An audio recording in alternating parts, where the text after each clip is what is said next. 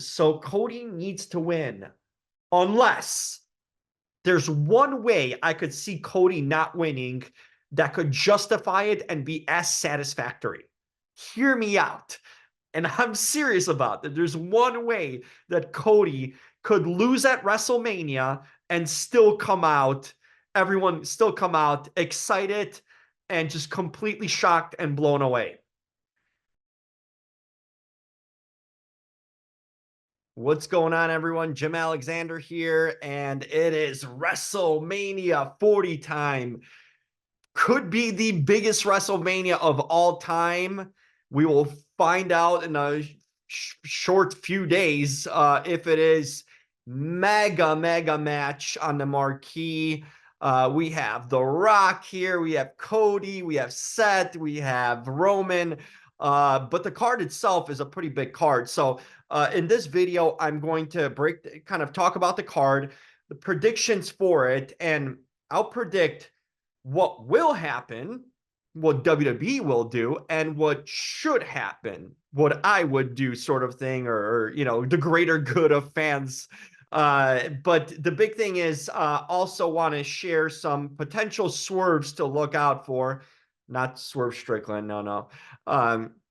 But just swerves that could happen in a night that could change the landscape of WWE and things that are potentially unforeseen that could happen on this big WrestleMania from Philadelphia. So let's jump into the card. We have two nights. We have a Saturday night, which is now the sort of an annual tradition, Saturday and Sunday card, which is a smart move because doing 12, 14 matches in one night is just not feasible anymore. 6 hours of wrestling, there's just so much more profit that could be gained with two nights, and looks more manageable in a TV presentation setting, and for fans to stick through live or watching it, or also money wise too. So extra gate, extra numbers, all that. So there's that.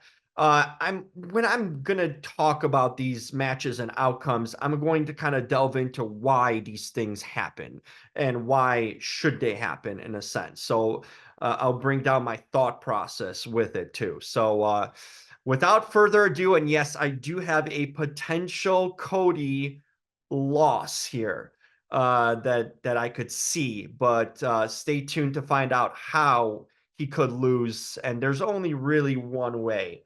And there's a ding from someone acknowledging me, okay, for that. But let's jump into it. So we're gonna start out with night one. And you know, in recent years, night one, the Saturday show has been a better one. Since they've done this, I'd say the Saturday night has stole the show the last 2 years for the two-night WrestleMania. So we'll see if they can do it again. The card is strong. It's deep on Saturday night, but it's not top heavy. The top heavy card on Sunday, and that's their premiere night. The Sunday night is the premiere night for them, but the Saturday night has been really kind of stealing the show. The big match headlining Saturday night will be the tag team match with Rock and Roman Reigns versus Seth Rollins and Cody Rhodes. Another match is going to be the undercard to it is going to be Rhea Ripley versus Becky Lynch. And I think those two will be closing out the show. Really, Becky and Rhea, and then of course the tag team match should be the main event. But you have some interesting matches on this Saturday card. You have Gunther versus Sami Zayn. That's a match there. You have the Usos, the brotherly war in the city of brotherly love. The brotherly war will will happen there. Saturday night, you also have the six-pack tag team ladder match. It should be interesting. You have the New Day, the Judgment Day, that it would be Finn and Damian, DIY, Pete Dunne and Tyler Bate, and Truth and Miz, the awesome Truth, and of course Austin Theory and our favorite Aussie sensation.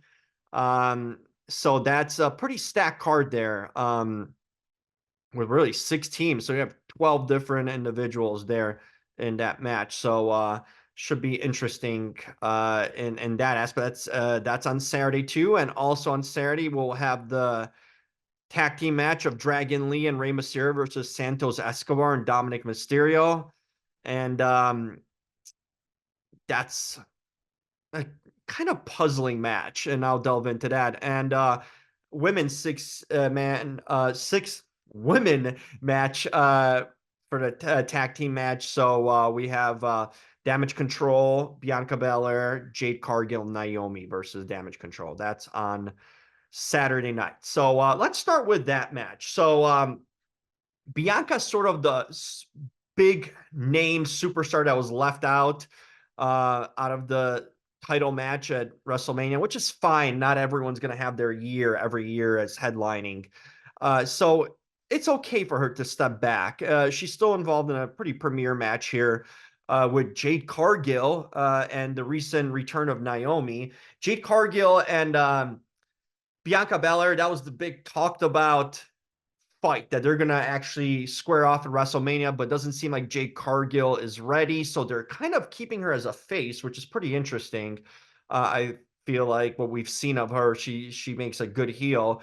But I think it's a lot of the reason behind this is to protect her. They're still training her. She's still raw in the ring. Bring her here with some really good established wrestlers and team her with Bianca and Naomi makes a lot of sense. The Kabuki Warriors here are the tag team champions, and Dakota Kai is with them here. So they had to get these ladies on the card here, and it just makes sense to kind of bunch them all up here. Should be a solid tag team match. The winner of this match will definitely be Bianca, Jade, and Naomi, and I foresee it also being booked that way. That they should book it that way.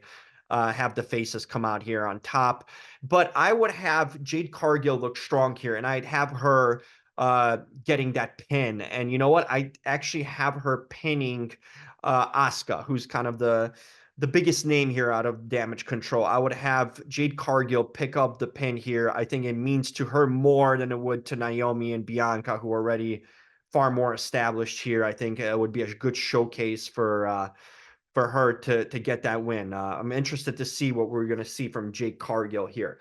That should probably be like the second or third match on the card for the Saturday night. Uh, you know, this also between the second and third here, I would go with Rey Mysterio and Dragon Lee versus Santos and Dominic. Okay, so we have the built-in here thing between Dominic and Santos Escobar. Not Santos, actually. We don't have that built in. We have Dominic and and Ray built in. You know, going back now a couple of years, they wrestled each other last year's WrestleMania, so that's built in. I don't know what they're doing with this Dragon Lee thing. They're shoving him down our faces. And he's not even getting over an NXT, in my point of view. Here's my take on Dragon Lee. What makes him special? Answer that to me. He's got a mask. Sure, he can work. What's different about him than Sin Cara or any other masked guy that's not Rey Mysterio? There's really nothing here about Dragon Lee that I love, but they've been really pushing this guy in NXT. They've been trying to make him, you know, a prevalent force here on the main roster, you know, subbing him in for pay-per-view matches. And I don't know if the kind of the main roster crowd is really taken into him. I don't see anything special. I think he's just another masked luchador, you know, can work in a ring, but there's nothing special to him. He's sort of a featured bout here with Mysterio. But I get what they're trying to do here. Two masked kind of luchadors. They're trying to make, I guess, Dragon Lee sort of the new Mysterio and you know, pass it down from Ray to him. But Santos Escobar and Dominic, I actually like that pairing. I like what they've been doing with Andrade tease here. I think we will see. Here's a prediction. I think we'll see Dominic venture off from Judgment Day and form a new sort of group, a Santos Escobar Andrade group. You could have sort of all them together with Dominic, Santos, and Andrade, and you can have You can have Electra Lopez also there. You can have Humberto Carrillo and yeah, the other guy. Boy. Uh so yeah, you can have him as sort of like the Stooges helpers, but the three-headed trio of Dominic Santos and Andrade could be an interesting thing. And they've kind of been teasing that whole breakaway, a little bit of Dominic from the Judgment Day. I think you need to freshen up Judgment Day at this point and take out a member and bring in a member. I think Dominic's gonna be the first one to go out of this group as they bring in. I think you need a little bit with JD now. It's kind of watered down. Your top guys are obviously Damien, and that was a tease for a long time that he would leave. But I think you need sort of someone on the level of Damien and Rhea and Finn Balor. So a bigger name here. But I see what's going to happen in this match. You will see Dragon Lee and Rey Mysterio probably be booked to win this match, with Dragon Lee probably picking up a pin over Dom. I wouldn't book it that way. I would definitely have the heels go over here with Santos and Dominic and Dominic getting a pin here over Ray. Kind of a return of what happened last year at WrestleMania when Ray pinned Dominic and embarrassed him in the ring. So I think we need to have Dominic here look strong and come out and sort of a new spotlight shined on this new potential team here. So I would book Dominic getting a pin on Ray, but it should be a high paced, fast paced, good match here.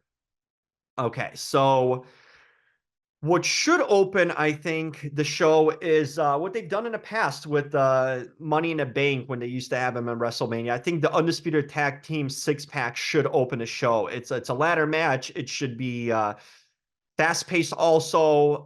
There's some names here. It's for the tag team titles. I think this one could open the show and be a good high-energy start to the show, and I would open it with that. So the champions are Balor and Priest. I have them retaining here still, but I don't think they'll be holding on to the titles for much longer here. And here's my thought on it. It will lead me to what I have planned for Priest. I think they still hold on during this match to the titles. I just don't see any of these teams deserving. Definitely not the New Day. They're just so done at this point, and they're kind of glorified jobbers maybe. Um, just not a fan with Xavier Woods and Kofi at this point. The gimmick has run its course. DIY, I had high expectations, but they're kind of keeping them as a upper upper sort of jobbers, upper card jobbers. I thought they could be a force here, but the way they've kind of booked them is in a comedic way with truth and everything. I just don't see that they have high hopes for him. Miz and Truth, they're doing their thing. Truth is on a run, man. Uh, the guy's over 50 years old and is still working so well in the ring with speed and agility and stamina, and he's always good for a laugh and a good comedy gimmick, but I don't see him getting a title here with Miz. The only ones, and Austin Theory and Grayson Waller here are two guys that should be tag team champions, and I would give them the title here, or the new sort of brutes, Pete Dunne and Tyler Bate. I think giving the titles to them would be a good move, either Grayson Waller and Austin Theory, because you're really not doing much with Austin Theory. What a fall from grace he's had. You know, beating Cena last year's WrestleMania, and this year he's barely making the card here on WrestleMania. So I think you need to figure something out. I think they're going to stick with Waller and Theory for now. It doesn't seem like Triple H is that big of a fan of Theory as Vince was. But for me, giving them the titles or Bate and Dunn, who have looked strong since they form as a team, would be the right move. But I don't think that's what's going to happen. I still think they're going to hold that on for a next pay-per-view or two on Priest and Balor. But expect this to be high octane sort of ladder match. Now, the match that could steal the show, besides sort of the obvious ones at the top of the card that I mentioned earlier, I think this Jimmy Uso versus Jey Uso could steal the show. Those two, I mean, you talk about built-in, really good storyline here that's been going on for almost a year here, with their split and their feud that's been going on through basically started on SmackDown. Now they've been doing this on this road to WrestleMania, cross promotional from SmackDown to Raw sort of feud on each other, both different brands. Jay has really broken out as a single star. But this match, these two will put on a show. They know how to work together. Seeing them face off each other should be really fun and interesting because we've seen them for years as a tag team. And I think this will be a really good match in a ring. These two are going to go at it and give it their all. Expect a lot of bumps, high spots here in this match is what I'm expecting, and carnage basically between these two. Kind of reminiscent maybe of what the Hardys when they faced each other off. It's only the third time ever brothers, actual real life brothers, are facing each other. Obviously, previously Matt and Jeff Hardy, and Brett and Owen Hart. So this, I think, might steal the show in terms of match quality and the fun factor of it. I believe they will book Jay to win this one. Jimmy has been getting over on him, and I think it is the right move. I understand the logic booking here of getting Jay to win and going over him, especially since his brother cost him the shot at with Gunther and the Intercontinental title here, and just constantly have interfered. But I think it would be more important for Jimmy to get this win because Jay's already established himself as a star, as a singles competitor, and Jimmy's really fallen behind. He's sort of a lackey of the bloodline. If he somehow got this surprise win here, I think that would kind of elevate him as a, hey, I'm here. I'm a main event player too here, not only my brother. I got a lot to offer here too, but I think that would be an interesting thing to do to extend this rivalry. Feud would be to have Jimmy booked as win, but I don't think they will do that.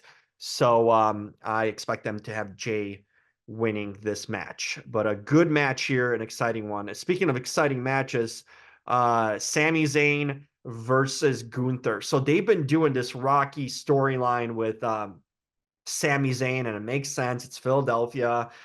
Him losing a lot of matches after he got that win to give him that shot at Gunther, having Chad Gable train him. Just like sort of a beaten down fighter trying to get back to the top. Last year he main evented WrestleMania Saturday night, winning the tag titles with Kevin Owens, and now in this fight against Gunther, who's been booked sort of as Dolph Lundgren was in the Rocky movies here. That sort of European dominant force, big, burly, untouchable sort of powerhouse, like Drago was in the Rocky movies. And this is really kind of nicely playing out here, and Sammy being that ultimate underdog. And I expect both of them to put on a hell of a match. Gunther can go in that ring just as better than almost anyone on the roster. One of the best pure wrestlers out there. And he's had that title run for, multiple years now, that Intercontinental. I think it was like 600 some days already. So he's had it 2+ years, longest reigning Intercontinental champion. As we've seen, WWE has been on a run of having these sort of champions holding on to titles for a long time. Same thing with Rhea. Obviously, we know with Roman. But I think this would be an interesting spot to have Gunther finally lose. I think that would elevate Sammy to the next level. What I think they will do is have Gunther go over Sammy and sort of do the Rocky storyline where they might run it back actually at the next pay-per-view, or maybe Summer's Clash at the Castle. I could see that when Gunther finally drops it. They could extend the storyline just sort of when Rocky, couldn't get through Mr. T and all that. Drago, it took him a while to get that win and get rolling there. So I think they're gonna book Gunther here as beating Sammy, and it could be interesting. It could do two things. They could do what they did with Brock a few years back when he once wrestled Cena, might have been Backlash or one of those pay-per-views where he just completely destroyed and mauled Cena. It was shocking how Brock just completely shredded him and destroyed him really kind of quickly.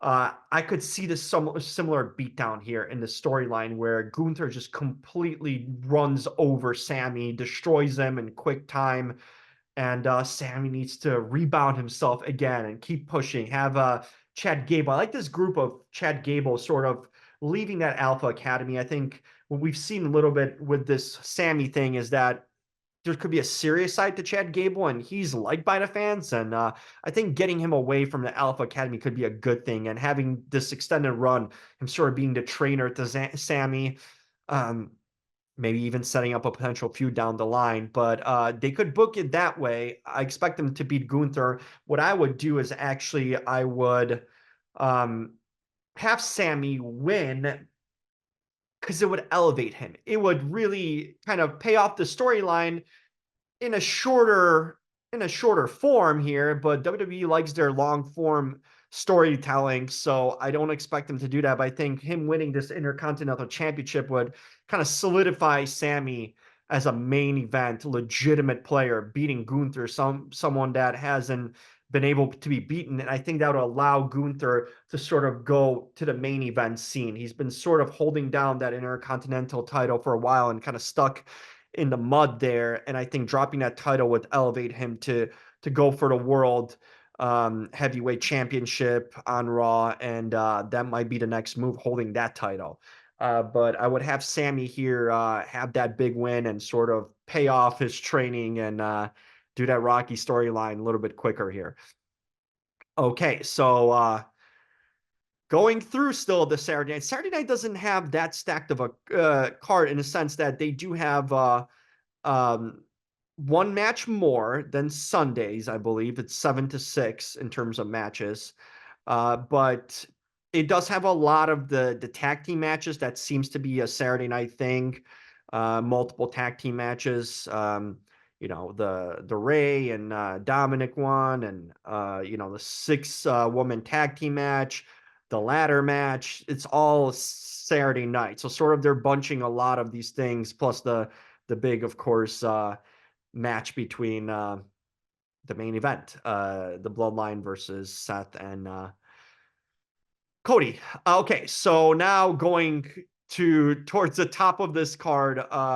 So the Saturday night co-main event, I see that being Rhea Ripley versus Becky Lynch. Well-told story.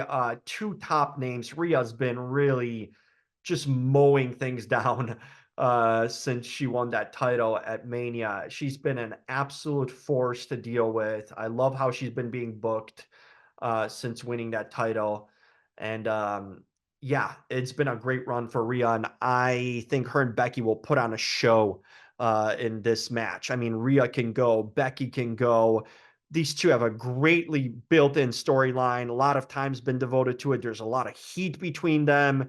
I just think it's a really well orchestrated storyline that it's been carrying on this whole WrestleMania season. So I expect this one to be a hell of a match too, and these ladies to really give it their all, sort of uh, beating each other down, just like Rhea and Charlotte did.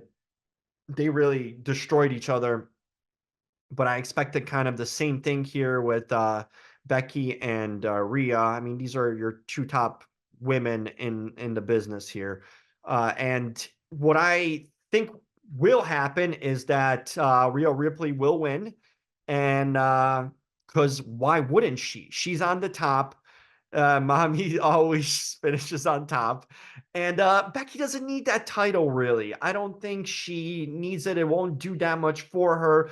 I think having Rhea win cleanly here is the way to go, further establishing Rhea as the premier woman in WWE. And I would book it the same way. I would have Rhea go over here clean, 1, 2, 3, in a good back and forth match. But Rhea gets that clean pinfall win over Becky here, is what should happen, and I think will happen. Now on to the main event. Okay, Night 1, Roman versus Seth versus Cody, and The Rock joining Roman. What a main event. I mean, I think ideally we would have really liked this Night 1 to have been Rock versus Cody. I think that would have been the match, the story to tell. Uh, and I just don't think Rock could go probably a whole match. There's something to be said, going with someone like Cody in a match that would have to deliver. I don't think Rock wants to give a half-ass performance either here. So that match had, I mean, a marquee for sure on it. But we're getting 2 nights of Roman and Cody here, which can be something to complain about, and 2 nights of Seth also. So that's the best option if you couldn't do Rock versus Cody solo, was to do this tag team match. And I'm grateful that they have a stipulation here, because if there was no stipulation, it's just kind of the stipulation is going to play a lot of parts here in what happens on Sunday. So the stipulation is Bloodline rules if Roman and Rock win. And if Cody wins with Seth, then Bloodline's barred from a ringside. It's a one-on-one match. Cody and obviously Roman Reigns. So how is this going to be booked? So I feel they are going to go the more simpler route here and have Cody and Seth win this match, meaning that it's a one-on-one at Mania versus Cody and Roman here. So no interference, which has been the Achilles heel for everyone who's faced Roman. This time it would be barred from ringside and one-on-one pure match. Now, but would that be exciting here? Because when you have the Bloodline win, there's chaos. Anything can happen. That gives you more options. Why? I think they'll go the safe route here is to make Cody look stronger. I think you will have Cody pin The Rock. Seth doesn't need a pin here. He's sort of on the outside, just helping out. The Rock and Cody have built some good bad blood between each other, and Cody hasn't really gotten back for the slap, for the beatdown in Chicago, for the bloodied beatdown, all the smack talk that The Rock has been giving him. Cody hasn't gotten back at The Rock. This is that opportunity. I don't see a reason why Dwayne wouldn't, put over Cody here. He's done a good job building this feud, and I think getting a pin here by Cody would be a big deal to pin The Rock here. Now, what could happen out of it is this theory. So if Cody pins The Rock, I could see Roman being pissed and upset that The Rock cost him this match, and hence turning on The Rock. You see that then you don't have the Bloodline involvement. So here's the thing: it could end in a shocking matter here if they book it properly, because Cody gets the pin over to Rock. They celebrate, him and Seth leave the ring, and here's Rock kind of down and out, and Roman is just losing him, besides himself. Pissed, why'd you blow this? You ruined the Bloodline rules for this match. I trusted you. I brought you on board here. I'm the head of the table. You acknowledge me as the head of the table. You can't lose this to Cody of all people. And then I see Roman losing his shit and beating down The Rock, kind of a beaten down Rock after losing to Cody. I see Roman just completely turning on The Rock here, and that would set up a obvious sort of angle, because The Rock is probably going to be leaving very soon. He's got to get back to Hollywood, folks. It's not like we're on strike anymore or anything. He's taking enough time off here to promote this WrestleMania, but he's got outside projects, so you can't expect him maybe to Raw after Mania to see him, but you need to sort of break apart this thing between The Rock and the Bloodline, because he won't be showing up. So the move would be for Roman to even, and we've seen some signs of Roman kind of getting annoyed and pissed at Rock. You can see some facial expressions if you've seen the lead up to it, especially that one time when Rock, was doing the if you smell, and Roman stopped and asked him to acknowledge him. That's been the sort of thing that Roman thinks that The Rock's been taking away the spotlight from him. And now losing to Cody, losing the Bloodline rules. We've seen Roman turn on Bloodline members, Sami Zayn, Jey Uso. That's Roman's natural character progression. And that's what he's been doing. It's consistently who he is. So turning on a Rock would make a lot of sense here. And I think that's how they will actually book it. I think they're going to surprise us for once and do some interesting booking. This whole feud's been booked flawlessly. I actually trust what WWE are doing right now. They haven't done it in a long time. And that's booked properly. Something we have not seen, which is kind of fun and cool to see them finally listening to fans and booking things the right way. So that's what I see happening in a shocking way. Night one, Roman ends with Roman turning on a Rock. We see a beaten down Rock. And that's a quick also change to, you can flip the Rock to being a face since Roman turned on him. Now, what I would do, I wouldn't mind at all if they went that direction. Makes complete sense. It writes itself. It stays true to the characters. What I would do is I would have it go the other way. I would have Roman pin. You don't need Rock pinning because he doesn't need to get over on anyone or anything. I would have Roman pin Seth. Not, you can't have Cody being pinned or Roman in this match. So they cannot take a fall here because they need to look strong for that main event on Sunday. So Roman pins Seth, gets the Bloodline rules. You still don't see that swerve or turn yet with The Rock. And Bloodline rules gives you an option for anything, interference, all sorts of things. So I am actually extending it, and basically we're getting to the same result pretty much, but I'm just extending it a night for more shock and turn and twists for night two. Because I think if this might happen night one, it might overshadow night two. If Roman turns on a Rock and it ends in this shocking fashion. I think they might be talking about night two at night two, they'll be talking about night one, and it might overshadow it if they book it that way. So having Roman win here, get the Bloodline rules, expecting, The Rock to come in, and that also builds Cody even stronger if he can overcome that on night two that way. So I would open up the possibility of the Bloodline on night two, and I have a special surprise and prediction how Cody losing on night two could actually work. All right, so ready for night two, everyone?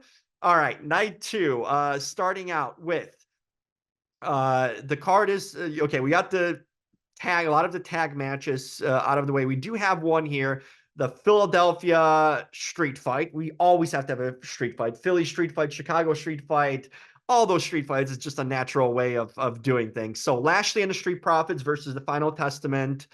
And that one, it's going to be we've had a WrestleMania street fight. We had a Chicago street fight back in the day. I think we might have had one too when they were last time in Philly. But Karrion Kross here with the Final Testament. I like this group. I think they have some potential here. Karrion Kross was not getting over on his own. Bringing along these guys kind of made them a bigger faction, a stronger faction. Razar and Akam. So this is going to be a lot of chairs, tables, things breaking, going into the arena, behind backstage. I think this is going to be all over the place. This fight is going to be, and it's going to be a beatdown of sorts all over. What I would have here, I think what they're going to do is they're going to have the faces go over. Lashley and the Street Profits win here. And it just kind of, I just haven't seen the investment in a New Testament to the point where they would put them over Lashley and the Street Profits. So I think you're going to go the safe route and just have probably either Bobby pin Carrion or one of the Street Profits pin Razar or Akam. That way, I think they're just going to do a brawl out with the faces winning. But what I would do here is I would have actually the New Testament winning, um, either Cross or Azam or Akam, Razar or Akam, confusing their names. Pin the Prophets here. Actually, pin the Prophets or Bob. You could go with a few ways here. Now, this match could give you an opportunity to do a few things. Either a Street Profit turn on Bobby. I don't see Bobby really turning on them because the payoff just isn't there. I think at this point we need to break up. I don't. This team of Bobby Lashley and Street Profits and they added BFAB now. I see what they're doing here, but what's the long-term gain with that? I don't think anyone. They're just kind of a team hanging around. I think these guys as individuals are much better off. I just don't see the long-term plan for this faction, and they're a face faction. Unless they turn them all heel, that could be one way of this to work. But then you have the New Testament also there. Two factions, heels, doesn't work. They're facing each other off here. This will be a perfect opportunity for the Street Profits to finally turn heel. And even better here, if you want to sort of keep things, if you want to keep this Lashley group and whatnot, I would have Montez Ford be the one to break off and turn heel.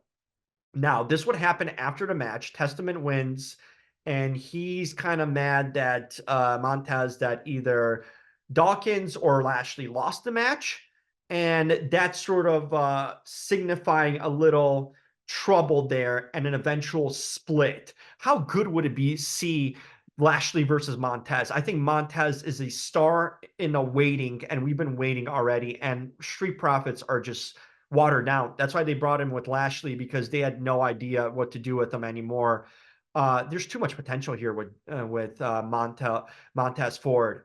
It's time to break him out as a singles guy, and as a heel is the way to go. That's the move here, to plot the seeds, plant those seeds, having a New Testament win, and then that would lead long term to a split for Montez Ford from Dawkins and from this Lashley group. I think that's the best thing they can do here, is kind of cultivate Montez Ford out of this match potentially here. So that's one of the matches. I think the match that will start out night 2, that won't start out. I don't believe that one will.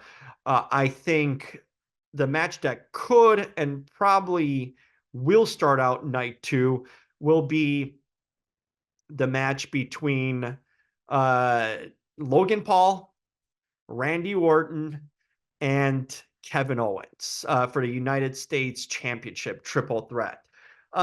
Listen, there's some star power name here. Logan Paul's been getting some really good opponents at WrestleMania. He had Seth. He had the whole thing with The Miz. I mean, he's had his moments in Mania and big matches already. Here we have two excellent vets working alongside him, huge superstar names in Randy Orton and Kevin Owens. It's kind of interesting how they booked this with Kevin and Randy kind of being buddy, and they're going after Logan Paul, basically trying to get that title off of him. And I think it would be a good time to potentially take that title off of Logan. I mean, he's been great in the ring. The growth he's shown has been incredible. But does Kevin Owens need a United States Championship? No. It's just it's just really a placeholder for him if he has it. It's just really an object for him. I don't think it does anything for Kevin Owens one way or the other for him to have the United States Championship. It doesn't elevate him. It's a prop basically for him. I don't see Owens winning it here. It would be between Randy and Logan. Do you want to kind of put a title on Randy and elevate the United States Championship to like a upper mid-level here? Although Logan Paul has done a fantastic job holding the title, giving it some mainstream prestige, but in terms of, you know, kind of value of it that he brings, he's still a rookie of sorts. He's still a up and coming guy. So he hasn't elevated the title necessarily, unless you were talking about, you know, attention to it in social media and all that publicly by carrying around that title. So I still don't think Randy needs that. I think he needs to be in a main event scene. This WrestleMania just kind of got stuck here because they didn't really have any avenues for him.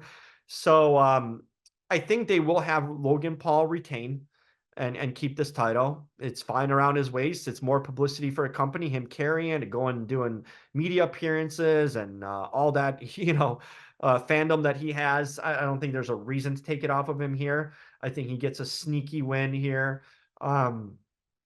Over KO or Orton. I think both of them could take the fall here. Another maybe brass knucks or some kind of a win here, a cheap win here for Logan Paul, which I expect actually to be a good match because he's working with two guys that can really work.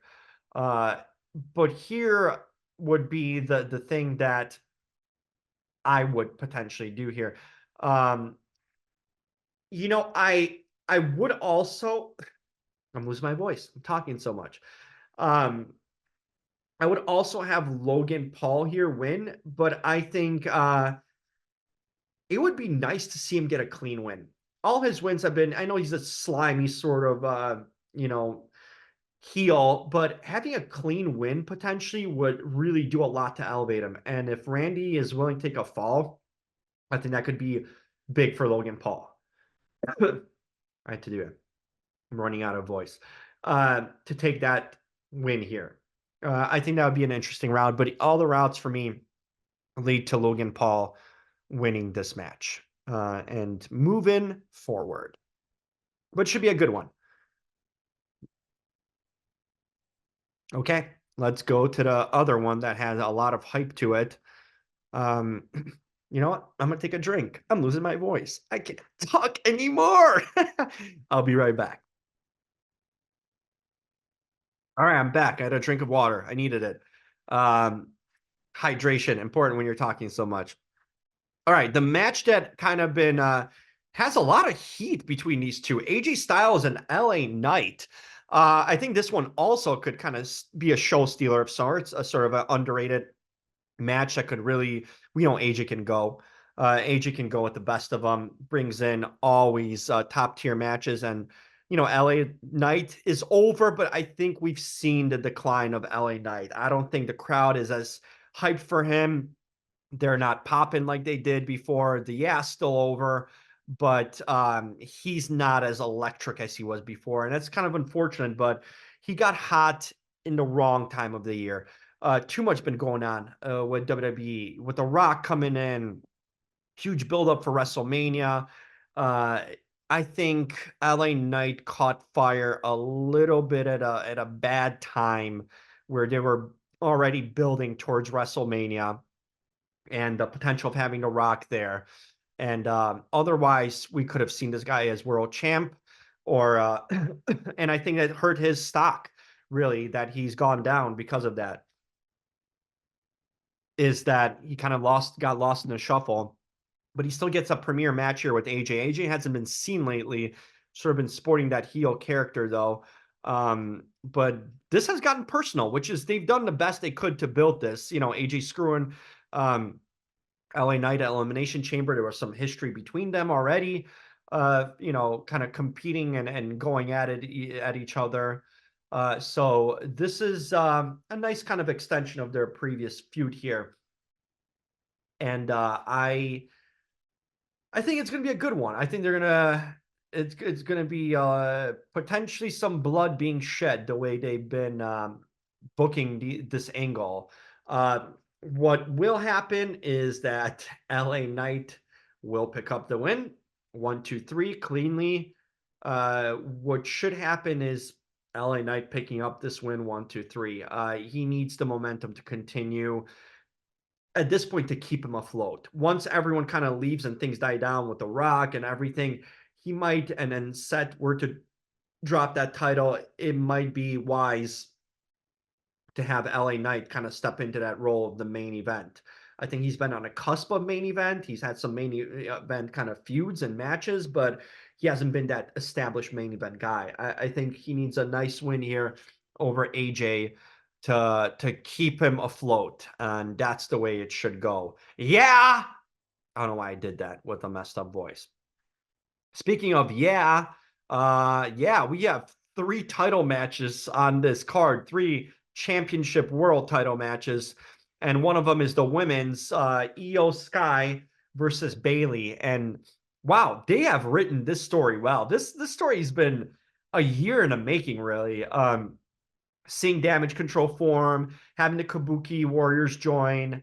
Uh, we had Dakota's injury in between. You had always sort of a little bit of tension and unease between Io Sky and Bailey, and Io kind of being jealous, and Bailey being the face of that group and the main heel there. And it finally came to a boiling point. They built this feud really well, and really for an extended period of time, this was cooking. Now here's the thing. I don't think Io Sky is a good champion. Uh, she's had the title for too long, in my opinion. I know she kind of got hot, and fans were, clamoring for her to get that championship. What can she do? She can't talk. She needs Dakota Sky to talk for her. But it's sort of the Shinsuke Nakamura thing. It's like you need to learn the language well enough where you can speak on a mic to connect with the audience. As good as you are in the ring, as good of a look as she has, if you can't connect with the audience and you can't speak more than a few words of English, you're just never going to be over, because there's no personal connection. What do we know about Io Sky? How can she build a feud? Bailey's been building this feud basically. They've done it storyline wise, and Dakota's been sort of the mouthpiece for the group, but we have a whole group that really isn't English speaking, and that's problematic. It isn't just one. It's not like Dakota's a manager for Io. She's also Kairi Sane's and Asuka's.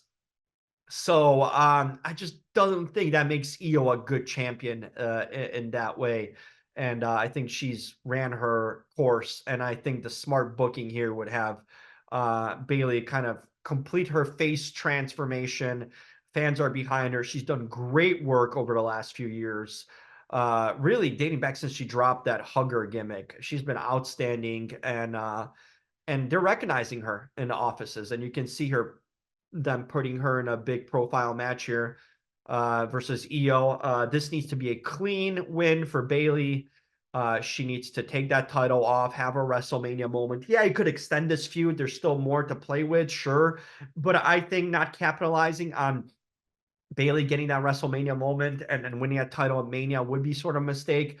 She's sort of one of their top women, original horsewomen here with Charlotte and obviously Becky and Sasha Banks, Monet, whatever she's called these days.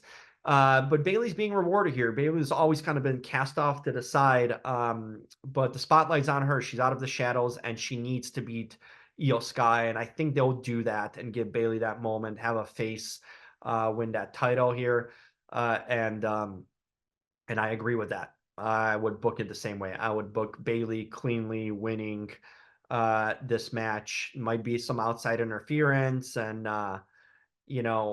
but Bailey battling through it and winning that match cleanly and getting that title. I think they'll work well in a ring. I think it will be a solid match. Just kind of over Io Sky. I don't think she'll hold the title again, actually, after this. Some just get that one title run, and I think that's the case for her, unless she kind of evolves from her character and starts speaking on the mic, because we need that eventually, right? Because you need that connection if you're going to go to the next level and evolve with the fans. Okay, so now on to the fun stuff. Seth freaking Rollins, co-main event, right here versus Drew McIntyre, CM Punk, doing commentary, and they've really involved CM Punk here. Here's my big shocking prediction, actually. So I have a few of them potentially. I think this one actually, of all of them, will happen. Number one, Shocking prediction. I think CM Punk is wrestling in this match. I really do. There's no way they would have kept this afloat as much. You can always go back to, the feud between McIntyre and Rollins and Punk. I know they've been in this sort of triangle, but you could have done that once Punk heals up. You have so many pay-per-views coming up. Money in the Bank, Clash at the Castle, SummerSlam, Backlash probably, but they've really done a and watch sort of the breadcrumbs here. I mean, Drew McIntyre has been selling this as if he's wrestling Punk more so than Rollins. I mean, there's constant mentions of Punk. He's running that gimmick of injuring Punk. He's doing little videos when they were in Chicago going to the bakery of Punk's bakery, favorite bakery, and doing little skits even on social media. He's not letting this Punk thing go. Now, if a guy was supposed to be injured and out for a while, why would you keep this alive so much when you can just jump back into it? And I think this whole setup, sort of like the Austin versus Kevin Owens thing at Mania a couple years ago in Dallas, where he wasn't advertised as wrestling, but he ended up wrestling. Yeah, the dirt sheets had some on that, but I think CM Punk somehow will give it a go. They're going to protect him in a ring here, probably not have him take bumps, but I think CM Punk is going to wrestle this match. I actually expect it to happen. And that way you'd have a 3-way match. And if that does happen, I would expect none of him to win. And here's why. I mean, common sense would yeah, take the title off of Seth. He's had the title for about a year, close to a year. And he really doesn't need it. He's so over. He's held it long enough, and put it on Drew. Give him that WrestleMania moment he hasn't had, that he was cheated from during COVID in the Performance Center. And there's stuff between Drew McIntyre going on backstage. Has he signed that contract extension? Has he not? Is he on his way out? I mean, he could be on his way out still. So then you can't give him the title because I think they're trying to appease him by putting him on this big marquee spotlight match for a championship here. But is he leaving or not? We don't know that. And I think that could be a big factor here. Now, CM Punk, would he just coming off an injury, them trying to protect him potentially if he's wrestling here? No, it's too soon to get that title. Give him some time, make it more marquee, make it down the line where you give him this title run. I think he will have that title run, and he should at some point, but it's not time now. The only move to make here is to have Damian Priest cash in. And that's my second surprise of WrestleMania. There's a lot on this match. It's sort of gone under the radars because Seth's so much involved with Cody and what's going on there with the Bloodline. But this match has slowly only been really kept up by Drew McIntyre, in putting it over. He's been doing bulk of the work here, keeping the storyline alive and then putting it over. But I think this is where Damian Priest cashes in. Remember, Damian Priest is running out of time to cash in that Money in the Bank. He's got 1 year, and we're coming up pretty soon on that year. This will be the opportunity. How else were you going to kind of cash in a cheap heel manner and and get that title? This is the opportunity for it. And I think he should do that. Doesn't matter who. Yeah, if Drew's on a way out, potentially have him pin Drew, and retain it. So if you want to do it here that way, then you can have Drew win that title momentarily, and then have obviously Damian cash in on Drew. Or if Punk's involved, have Punk win that title and have Damian cash in on him. I think you can't have it'd be better off not to have Damian cash in on Rollins. Rollins retaining than Damian cashing in on him. I think it would give more rub to Drew to pick up a win here in the title, or Punk, and then Damian getting off of that title. I think that would be the move. But I feel what they're gonna do here.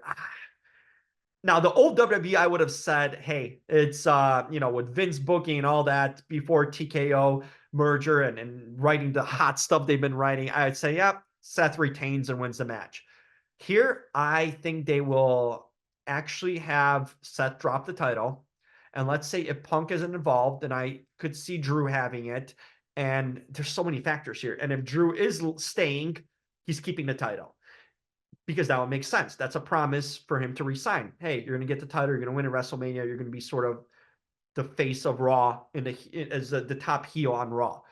Okay, that makes sense.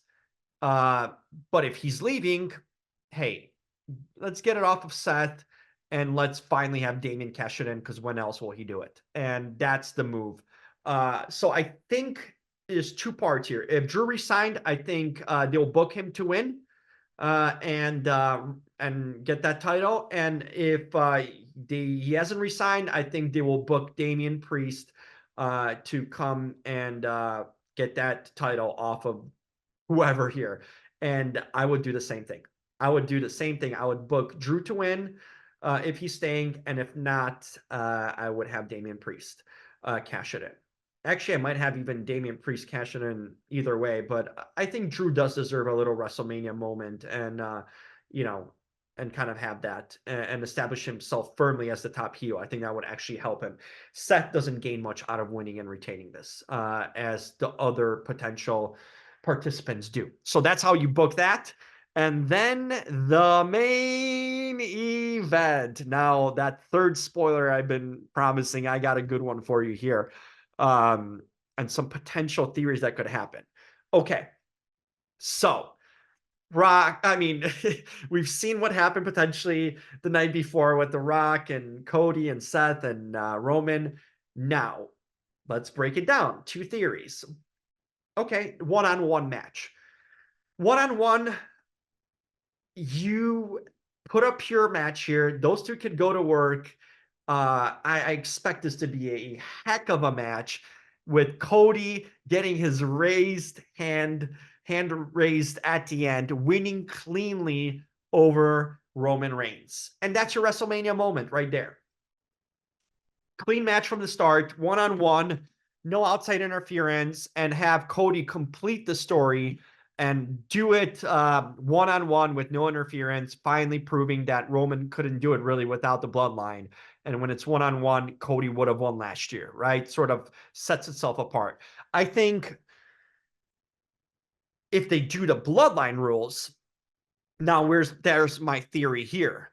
So you have The Rock here and Bloodline constantly interfering, and Seth coming to help out to fight him off during the match. If there's all sorts of Bloodline interference, and then I could see um, potential two things happening here. It would cheapen Cody's win a little bit, but you could have either The Rock accidentally nailing, with the chair or something, or somehow accidentally knocking out Roman and Cody taking advantage and pinning Roman and winning a title, and then Roman turning on The Rock. But that would overshadow Cody's win. I think you need Cody holding that title and the fireworks going off as the WrestleMania ends, and having that Cody has finished the story sort of thing, right? Or complete a story. That's just a WrestleMania moment. They love that. Sort of fans have been dying for years. So having The Rock sort of being turned on, that might take the shine away from that. Now, the other thing here could be that you have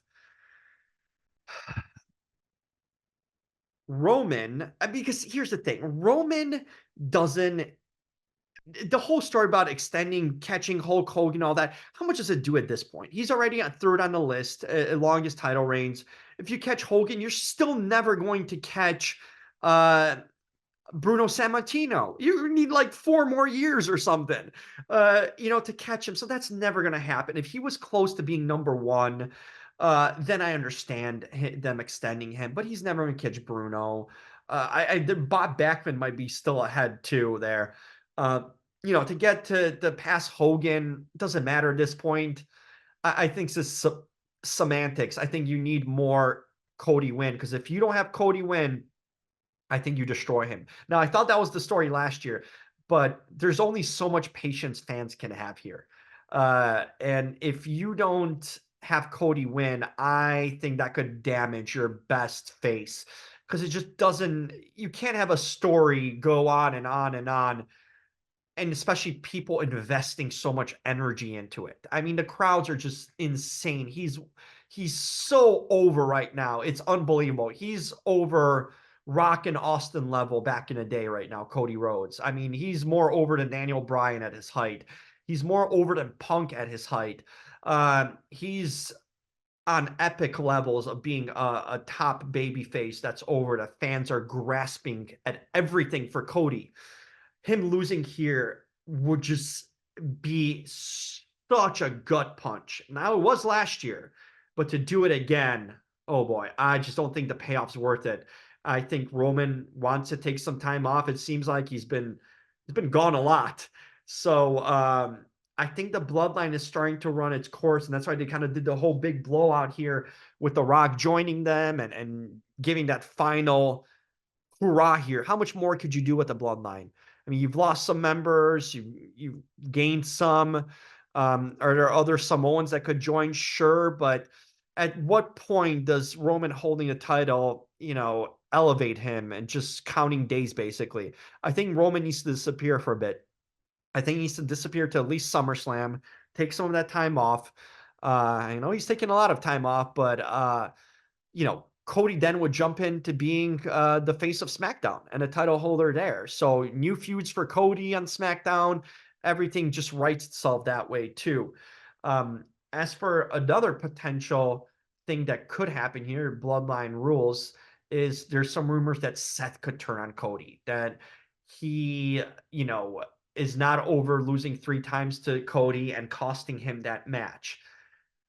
Understandable rationale there, and that he was pretending this whole time. It would kind of defeat the purpose of what Seth's been. Seth's super over too right now. I don't think turning him heel would do him justice or elevate him in any way. I think it would just kind of muddy things up. You need that face on Raw, especially if Cody's jumping to SmackDown. So turning the theory of people bringing up that, Seth costing Cody, I don't see it.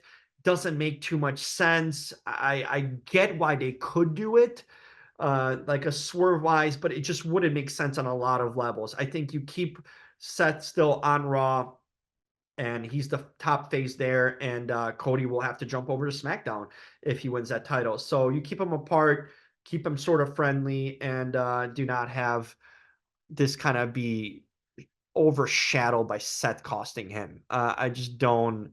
I mean, they could build in a story of like, yeah, you didn't accept my proposal for WrestleMania. I played you, Cody. I lost you 3 times. I hate you still. I could never be your friend. Yeah, you can. Yeah, there's a storyline there, but it doesn't.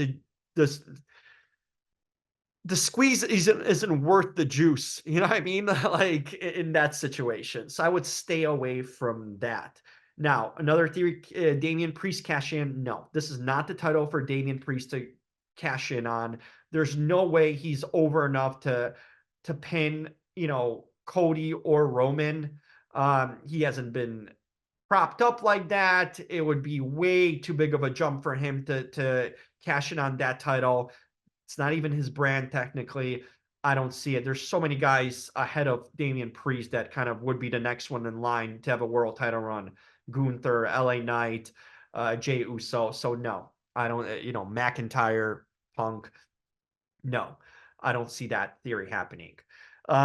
So the bloodline rules, yeah, bloodline rules need to have some kind of swerve here to see Roman turn on The Rock, because I feel you need that, because you need to write off The Rock somehow. So there will be a turn. It could happen on Raw too. Remember, it's always the biggest Raw of the year. They're going against the NCAA National Championship game. Raw after Mania, craziest, biggest Raw. You could have that turn happen too on Raw. Roman turning Rock on Rock. But I think The Rock's going to end up as a face by the end of WrestleMania weekend, and that Monday, because he needs to leave. Um, but I see that happening in that way too. Or you could have also Bloodline rules and Cody just completely overcoming everyone and still winning that title, being the super baby face that conquered everything and the Bloodline to get that title win. So Cody needs to win, unless there's one way I could see Cody not winning that could justify it and be as satisfactory. Hear me out. And I'm serious about that. There's one way that Cody could lose at WrestleMania and still come out, everyone still come out excited and just completely shocked and blown away. And there's 3 letters to that. MJF. Maxwell Jacob Friedman is the name. Now, there rumors have been out there. Did he resign with AEW? Did he not resign? Now, if there's that potential, this is sort of the same prediction with, that's my number 3 shocking prediction of them all. Same kind of thing with Punk. Made you believe that he's not going to wrestle. Bam, he's wrestling. Shocks everyone. Here, this would be, you just don't know sometimes with these contracts. Cody was said to, we knew that he was leaving AEW. That was pretty set. But there's other things. We don't know the McIntyre situation contract-wise. He resigned, he didn't. Same thing with The Rock. Was he going to appear at Mania? Not. Leading up to it, no one knew. If MJ did not resign, and there's some evidence that he didn't potentially. It's only rumors and dirt sheets. You can swerve them. And MJF would be the one to swerve. Man, him costing Cody the title would be an epic, epic swerve. And the only justifiable way for Cody not to end up. You talk about a marquee debut in MJF. You talk about a built-in feud right away with Cody Rhodes. That would have history and heat, and you can do a backstory to explain these two as a sort of protege and all that, and they can do that. Man, MJF would be a top heel immediately. You talk about a debut that would leave lasting impressions. That would be a WrestleMania moment. MJF coming out and sort of either Roman bringing him out, because hey, Roman's always got something up his sleeve, and setting this up, or just MJF, above everything else, coming out there and screwing Cody. Now, MJF coming in helping Cody, don't like that too much because you don't have that built-in storyline. MJF, cool, a face, and who is this? Like, it just wouldn't have nearly the impact as it would him screwing Cody and MJF being the natural heel he is. That is one way you can completely turn this WrestleMania on its head, spin everything upside down, and completely have a what the F moment at WrestleMania. MJF's music dun, dun, dun, dun, dun, dun, coming out and shocking Cody and costing him, or just coming out of the crowd, attacking Cody from behind, screwing him over. Bloodline rules, anything could happen, right? That's the Bloodline rules would have to apply here, potentially, or even not, because he wouldn't be a Bloodline member. But it would work interestingly in Bloodline rules if Roman kind of brought him along. Man, would that be something talked about. Now, that only depends on if MJF did resign with AEW or not, because if he didn't, this would be the way to introduce him.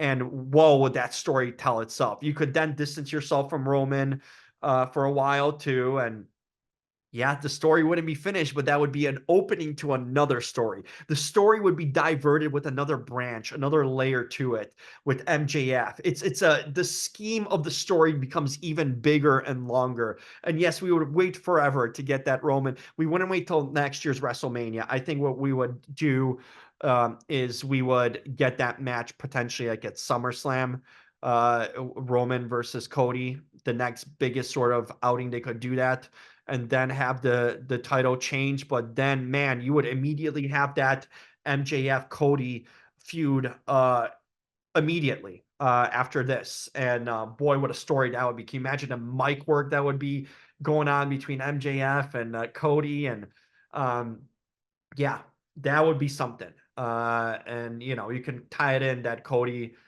didn't get, his fair share at Roman and then still do it. You wouldn't wait till next WrestleMania. I don't think you will see a Roman Cody 3 I don't think anyone's got the patience or time fan wise, or they're don't have these people have a heart attack, okay? Like you can't have them waiting to the point where they just give up and are gasp with nothing left to give Cody anymore.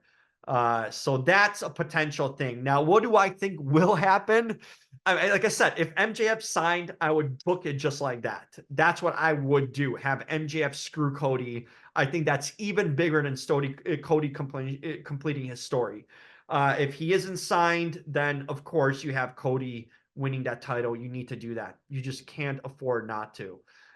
You need him to finish that story if that's the case. You went away from Rock versus Roman. It needs to have this payoff because why else then wouldn't you have Rock versus Roman, that big blockbuster marquee? It's only for Cody to finish the story unless there's an MJF sighting. So there's the thoughts on that. Cody, in my opinion, needs to win clean. There needs to be a turn also with Roman on The Rock, setting up their potential match still being able to happen maybe for next Mania. You could have that whole thing. Rock being gone for a while. He's now a TKO board member, so he will be much closer to this company and business and more involved than ever. But have that happen. Have that happen in a year out. We've done this before. We've done Rock. Rock's familiar with that. Rock versus Cena, a year out, booked out. We can do this again with Roman versus The Rock, booking it out a year later. And boy, how much heat would we have then built in with the turn on Roman and Rock? You see, this stuff writes itself. You already have next year's potential WrestleMania main event. You won't need anymore. The fans will be dying for it. They'll want The Rock to win, and they'll be behind The Rock because him getting screwed by Roman, as they weren't this year behind The Rock because he was taking Cody's spot. That won't be a problem. The story will either be completed or finished, and The Rock won't be getting in the way of the story. Then you can do that mega main event. I don't think Rock is coming here and doing one off and that's it. No, he hasn't been inducted to Hall of Fame yet. You could do that next year. If you want to have his last final match be a big one against Roman, that's the one to complete it all. Yes, it will be a year in the making, tons of heat, built itself in here by having that screw job. You have that time here because you won't be seeing Rock on television, so you can build it for that year because you'll be back in Hollywood. Man, this would write itself. And that's what needs to happen. Cody needs to win that title, and Roman needs to turn on The Rock for that to happen. Now, there's some theories: should Rock turn on Roman and Roman be the face? No, that doesn't pay off because Rock is going to be gone, and Roman doesn't need to turn face really. There's still work to be done with the bloodline. I think they will need a new shift. That's why you need Roman off TV when he loses this title to kind of reboot the bloodline, maybe have some new members. I don't know, Jacob Fatu or some of the other non-WWE contracted Samoans that are out there could be joining. There's potential for that, kind of rebooting that whole thing.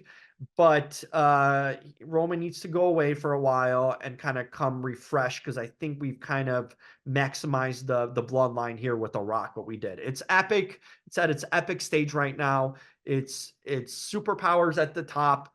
It's as good as you can get. It only goes down now after a Rock leaves. So we need a break from the bloodline here. And I think maybe this Paul Heyman induction kind of gives you a sign here that he'll be stepping away for a little bit. And it's okay if Cody's running SmackDown because you find new heels. There might be a draft coming up too. They'll find their way here on SmackDown without, Roman Reigns, who's been the staple of SmackDown as the top heel. You can elevate some other guys here. And another perfect feud on SmackDown, by the way. If you want to do that, there's no MJF involvement, a natural fit. What have you done with Randy Orton? Randy Orton immediately for SummerSlam, sort of, or booking that way against Cody Rhodes. Have Randy turn heel. He's great at it. He can turn him anytime. What a feud that would be. Randy versus Cody. I mean, that writes itself too. Legacy members, the legacy protege finally achieving the top spot and being the champion. Now Randy chasing the title. Man, it writes itself. A lot of things can happen here. A lot of exciting things. Usually WrestleMania is the culmination and kind of goes down with people leaving, with The Rock leaving, but now you're having CM Punk around. Wait till he gets healthy. This is one Mania that is not going to fall off the cliff. That I think the excitement is going to just keep on going, like as it was leading up to Mania. So I think you can do a lot here, and losing The Rock and potentially Roman for a while won't be that hurtful to them in that process. So that's my WrestleMania 40 outlook predictions. Hopefully, this a lot of this stuff happens. Like I said, my top 3 shockers. Number 1, the first one I mentioned, CM Punk is wrestling at this WrestleMania in a triple threat. Number 2, Damian Priest cashes in on the World Heavyweight Championship and wins that title. And number 3, potentially the biggest wild card of all and biggest shocker maybe ever, MJF debuting at WrestleMania. Man, that would be a WrestleMania for the history books. If these things happen, this would go down as the greatest WrestleMania ever. So will 40 actually be that? The first TKO WrestleMania. It's got the potential of it, guys. I am excited. I was disappointed by sort of the Hall of Fame. We didn't have that many big names for WrestleMania 40. Obviously, Paul Heyman deserves to be headlining it, but I think they could have filled in some really Bray Wyatt potentially would have been great. But I understand why Paul is headlining. He's deserving of it. But I think they could have filled out some other, wrestlers there. And Owen Hart is someone that's also deserving and known from the past. I just didn't think they did that well. But man, what a huge WrestleMania weekend this is going to be. One for the books. Let me know if you agree or disagree. Make sure to subscribe. If you enjoyed that, give me a thumbs up and comment. Do you agree with these takes? Do you see things happening? Do you not? This has potential to be huge. So make sure to subscribe. Really helps out just clicking that button. And you can follow me on social media at the Jim Alexander. That's TheJim Alexander.